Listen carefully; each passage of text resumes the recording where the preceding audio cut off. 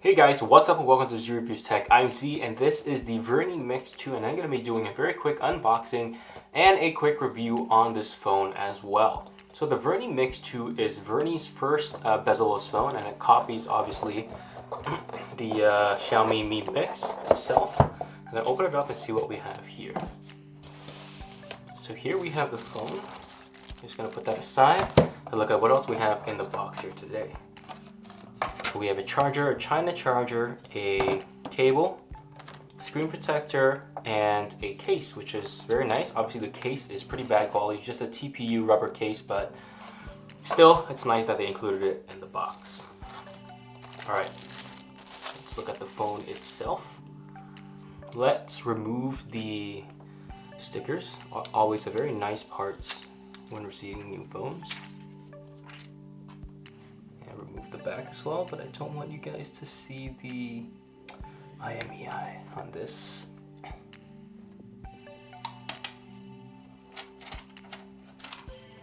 There we go. And it comes with a pre-installed screen protector as well, which is nice. Yeah, so first impressions, this is a very heavy phone. When I first picked it up, it was pretty hefty. On the plus side, it does feel pretty solid. The back is glass, and so is the front. They're both glass, which would make this not a very solid in terms of durable. If you drop this, it's most likely gonna crack. Yeah, so that's one of the downsides of having glass on both the back and the front of a cell phone. And if you look on the sides, the side is a chamfered, very nicely chamfered metal band running all the way around the side of the device. And on the side we have the buttons. On one side we have the SIM tray on the other. And then we have speakers as well as a micro USB. Sadly, no USB-C here, we still have micro USB, which is something that I really dislike on newer phones now, especially mid-range ones. They really should have USB-C. And on the top we have a headphone jack, which is again a nice inclusion considering a lot of phones nowadays do not come with headphone jacks. Alright, here, and on the back you can see that there are dual cameras, and they do stick out of the body somewhat. You can see from this angle over here, so do be careful when putting it down on the ground. Then you have the LED flash, and you have the fingerprint sensor over here, and the Vernee logo.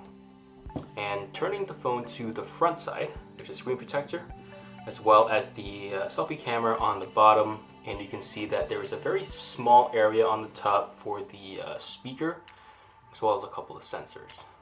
So there's that. Yeah, so let's turn this on and see what we got. So I've taken some time to set up the phone and install a Google account and put in a SIM card and all that stuff. And so we can actually get right into this phone and start testing out a little bit. The first thing I want to test out is the display. I downloaded a couple of photos in the 18:9 aspect ratio, and I just want to show you what these photos look like on this device. The camera here is actually pretty good. So let's just open that up, turn the brightness a bit higher. Don't want to blind you guys, so yeah, so as you can see, the screen is actually pretty close to the bezels over here. As you can see, at the bottom it's a little bit less so. There's a bigger chin on the bottom, but on the sides is actually pretty good.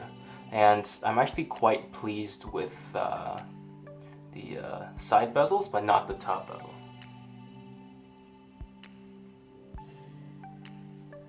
So here's some more photos of it in action. The screen here is actually a very good quality LCD. The colors are nice and saturated. Everything looks good. It's nice and crisp as well. You can really see the detail in the screen over here. So one of the benefits of having a super long screen would be being able to read a lot more text on the screen, especially when you're scrolling up and down compared to what you find in a regular 16:9 phone. So I want to bring to your attention two things with this new 18:9 phone. And the first is that when you're watching TV, you will see that there are black bars on both sides of the screen because The normal aspect ratio for a TV show is 16:9, which perfectly fits the regular cell phones, but the 18:9 phone is a little bit too long, so there are black bars on the side, as you can see over here, and that is, well, I'm not too used to bars on the side. I'm more used to bars on the top and the bottom, so it doesn't really affect me, but it is something that I do notice from time to time. However, on the plus side, when you're watching movies, the 18:9 screen is actually better for movies, just because movie aspect ratios are a lot narrower and wider than what you find on TV shows, and actually the black bars on the top and the bottom, as you can see here, they're actually a lot narrower than what you find on regular 16:9 phones, so you do get a more cinematic experience if you're using an 18:9 phone like the Vernee X 2 to watch a movie.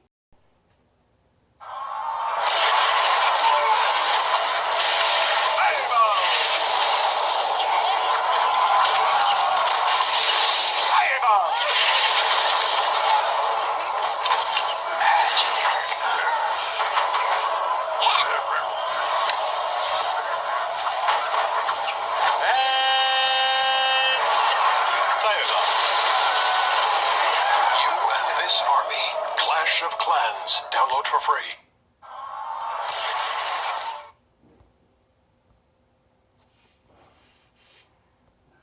So the audio here is actually quite loud. I'm happy with the audio volume over here. It's very loud, probably good enough for every situation. But the audio quality, on the other hand, it's a bit lacking in bass. There wasn't a lot of oomph in the explosions that just now you're listening to, especially this explosion right there. So with regards to clarity as well as treble, the audio here is actually okay, but again, it's nothing impressive. Alright, let's move on to the software in the phone. We have Android 7.0 Nougats, which is nice. However, even with the Helio P25 in this phone, I do find that launching apps is a little bit sluggish. And especially even when you're in the app, it does feel a little bit less optimized than what you find on other cell phones that are, have better software. For example, something like a Ulefone or a Yumi. Yes, I know you guys are going to kill me for saying that Yumi has good software, but at least inside apps, the experience is relatively smooth. So for example, if I launch something like Google Play Store and I start scrolling, see that lag? It's only like after a little bit that the lag kind of goes away, and even then, sometimes the lag is still there, which is a little bit annoying. Multitasking is fine though, because you got 4 gigs of RAM. Apart from the regular lag that you see here and there, multitasking is totally fine. There is also this DuraSpeed app that comes with it. It helps the foreground by killing apps, but I don't recommend using it because it's kind of annoying. So there is one upside to having a 18:9 ratio where you have a longer screen, and that would be gaming. For example, here you get a very nice wide view as you're playing this racing game, the Asphalt Extreme, and it actually really helps, and it's an overall nicer experience gaming compared to a 16:9 aspect ratio phone. And for example, this would also be amazing for something like Temple Run, where you could see very far ahead of you because of how long the screen is as well. So yeah, I really like this screen for gaming, as it really helps with the extra width that you get. So yeah, some good stuff, and I just died. And here we have the fingerprint sensor. It's not the fastest, but it's fairly accurate, but it doesn't work at all when your finger is very wet, like that. And it's slow sometimes as well, so that's not the best.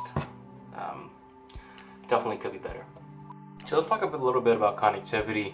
I do get 4G LTE with this phone, and in terms of speeds, I don't really see anything out of the ordinary here. I get some decent speeds, but nothing like crazy. For example, it still doesn't beat my Xiaomi Mi Note 3. And the other thing to note as well is that when I'm doing Wi-Fi stuff, the Wi-Fi range is not very good at all. 2 floors away from my router, where pretty much every other device gets connectivity, this thing, the Wi-Fi just completely dies when you're that far away from the router. So the Wi-Fi range here is generally not very good at all. Let's talk a little bit about the camera. There are some photos that are actually okay.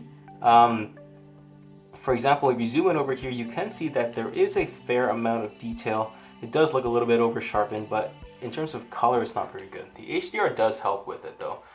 When you zoom in a little bit, you can see that there is better shadows and dynamic range in the HDR photo as opposed to the non-HDR photo. But yeah, these photos over here with my dog, they are not as good. If you zoom in a little bit, you can see that there is some grain and noise in the photo, and the colors again are not very vibrant. They're kind of drab and colorless. So let's conclude here. This is a pretty nice 18:9 phone with very little bezels, but there are a couple of deal breakers here. And first would be the Wi-Fi. The Wi-Fi range is not good at all, and it cuts out pretty far. It cuts out pretty fast once you get far away from the device, the router. And the other thing as well is that general use is not very fast, even for a Helio P25 processor. A lot of other Helio P25 processors actually beat this in terms of speed. And the last thing to mention would be the camera. The camera quality here is not good at all, and that would be the biggest deal breaker for this device over here. So do I recommend this? Sadly, I don't. There are a lot of other phones that you can choose from that would be better options than this. That being said, this is still a very nice 18:9 bezelless phone that I do appreciate. It's just too bad that there are a couple of things here that really make this not a deal at all. Thanks so much for watching. I really hope that you like this video. Let me know what you think in the comments down below. Likes and subs would be appreciated, and I'll see you guys in the next one.